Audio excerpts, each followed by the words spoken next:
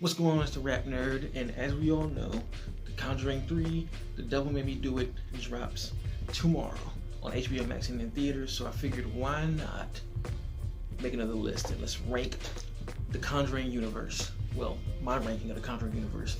Disclaimer, this is just my opinion. Please don't get hurt over your favorite being my least favorite and etc. It's just my opinion. So I'm going to go from least favorite to the favorite top dog of mine. Now, starting at the bottom of the list, I have to go with The Nun, and I just think it was ridiculously mediocre, cash grab of a film. Nothing about it really stands out in the least bit. Like, I've seen the movie twice. I saw it when it first came out, then I saw it again on Blu-ray, and I can't tell you what the movie is about. I can't give you one scene that stuck out. I don't remember any scares. There was nothing memorable about the movie. So that's definitely my least favorite. Next, I would have to choose The Curse of La Rona. If I said that wrong, sorry. I try to say it how it's supposed to be said. You know, I see some people just not even attempting to say it right. They're just like, the case of La Rona. I'm like, come on, try to roll the tongue a little bit. Have some respect. But anyway, that is next on the list. I think the mythology and the lore behind it and the way they built that up in like the first half of the movie is really good. Like, I really enjoy that part, because them showing the backstory, the way that's shot, the way it's brought into the real world when they go to the family's house and see what happens with the kids and the mom, I think all that is terrifying. But in my opinion, as the movie continues on, it starts to lose steam. I feel like once they get to a point where they're having like the exorcism and they're in the house and La Rona is a spirit and has gotten to the house and they're trying to take people, that's when, for me personally, it starts to fall apart and turns into like a generic, possession movie that we've all seen. And then, the decision making just is like, could have been avoided had we not just, tried to go outside and split the salt circle. And I'm just like, So, next, I'm going to go with Annabelle. I personally think it's cool. I like how it kind of wraps into the universe as far as like, with The Nun, what was supposed to be good. I just like how you see that cycle of like, oh, this is how this got here. Like, the ending was dope. And even the beginning showing, the cult break into the house. Like, at that point, you're sitting here thinking like, oh, this is some demonic, but no, it's just some crazy ass people. And to use that as the first scare, to me was really bold, and it was really terrifying when you realize these are just regular people. Even when they move to the next house, and I love that when they move to the next house, it kind of follows the footsteps of that's a different universe, but it's almost like Insidious in a sense. But they're just showing that moving somewhere different doesn't exactly mean you're safe, especially if a possession is latched on to you. And I think that aspect is terrifying. They go to one house, move to an apartment, and bruh, that black demon creature is an image out of a nightmare, dog. I remember when I saw that movie in theaters, and when she went down to the laundry room, and Annabelle was just like sitting in the dark right there, and the thing like went up, and you could just see the Annabelle like being pretty much hovering at this point, and then that black demon face comes like this. Oh, nightmare fuel. Or even when they're in the apartment and the joint is climbing on the wall like towards her. Oh, I am terrified of like demonic, like that kind of stuff scares me. Like, out of all the horror, genre, the subgenre of stuff, demons scare me, because that's something that derives from a real place. That ain't just completely made up. It's something that people have seen.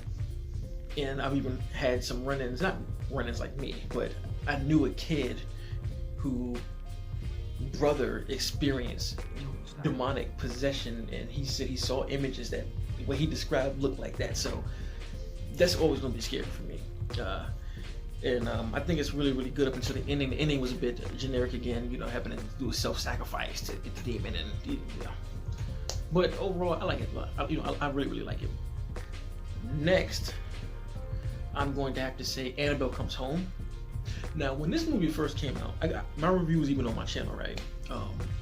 I kind of dogged this movie because I think what they sold me in the trailer was different than what the movie actually was. Like, they make it seem like the Warrens are going to be heavily involved in the movie, and while they are in the movie, they aren't heavily at all. Like, you see them in the beginning, and then they go off on the case, and it kind of passes the story off to like their daughter and like a group of like 2 other girls, you know. And it really aggravated me when I saw it, because I wasn't expecting that.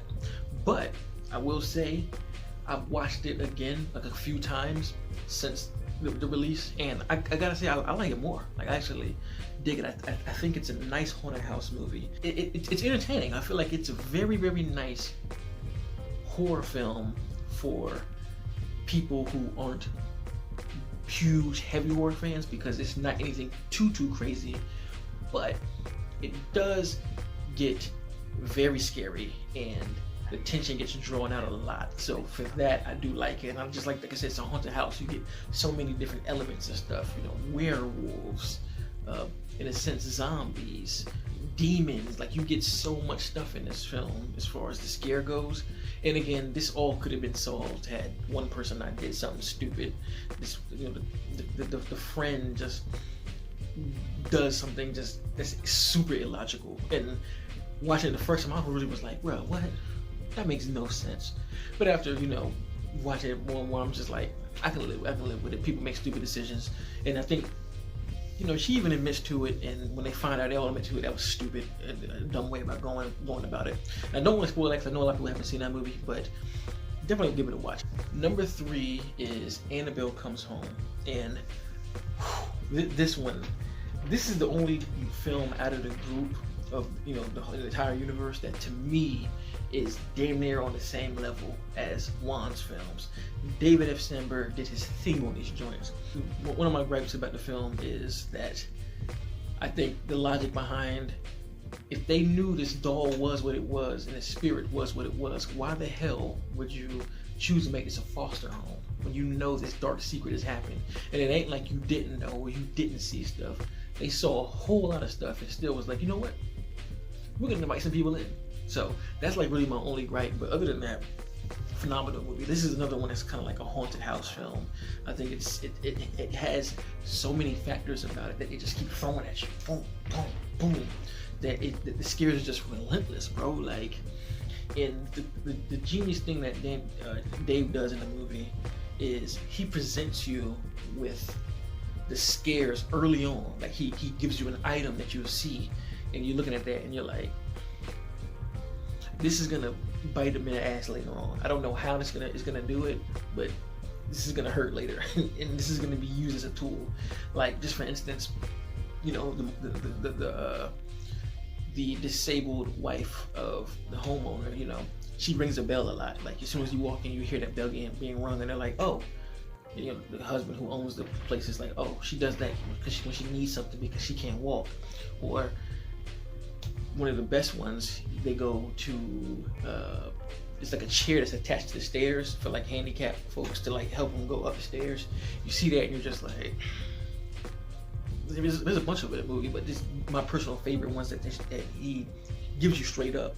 There's just so much. I mean, like those, you have like a little bit of zombie-like stuff. Again, the demonic, the way the scares are built. David did his damn thing, and it's definitely one of the better ones. Like I said, he's on Wan's level, almost on Wan's level. Number 2 is The Conjuring 2, and Wan is just. I've said this on my podcast. I've said this talking to anybody. Wan is one of my favorite directors. He is literally one of the kings of modern day horror. Wan's camera work, and again, I'm just all over the place a little bit, but I'm just explaining why Wan is so great and what he does. And you know, his ability to draw that tension out so far and just keep pulling, keep pulling, and then you think it's gonna snap. He pulls it a little bit more, and then it's just lets it go. His ability to do that is just ridiculous. You got that paired with his fantastic camera work. Like his use of, like I said, running the tension as much as possible, and one track shots to let you see everything in the room without breaking.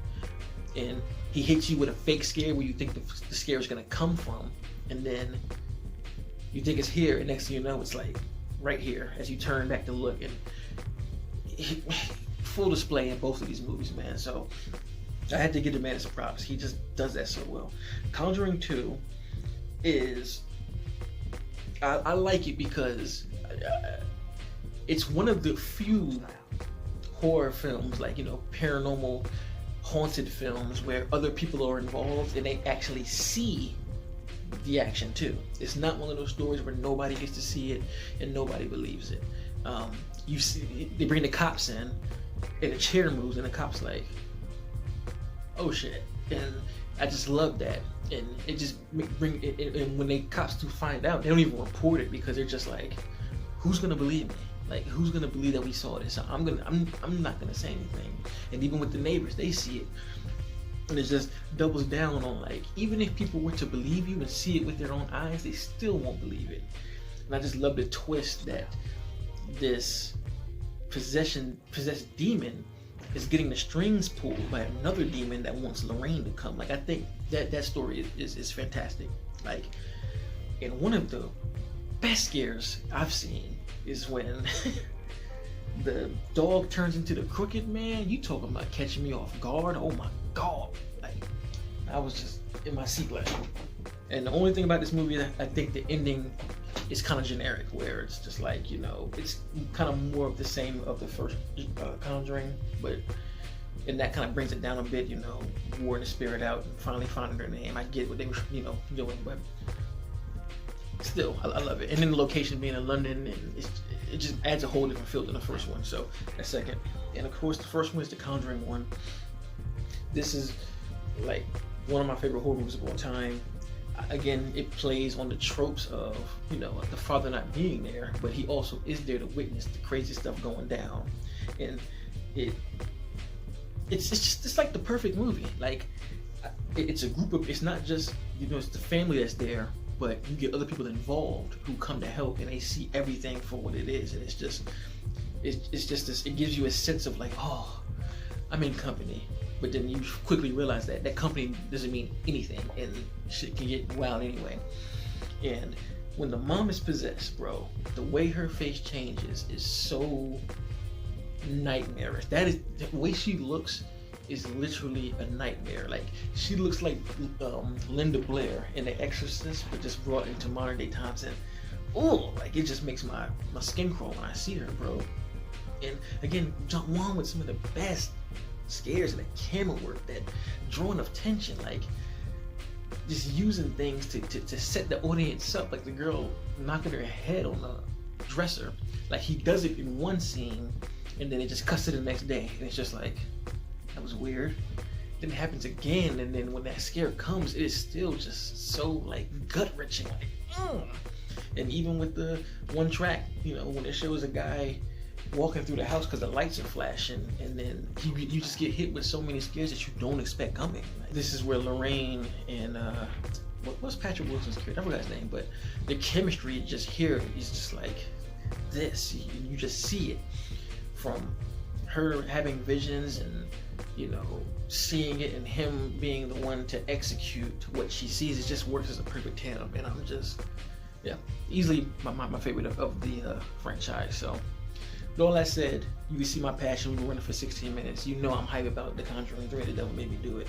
So I will be doing a review for that. Let me know in the comments what was your favorite movie of the franchise. How do you rank them? Let me know. Please don't be mad at me if mine is different than yours. Alright. So until next time, y'all stay safe. Peace.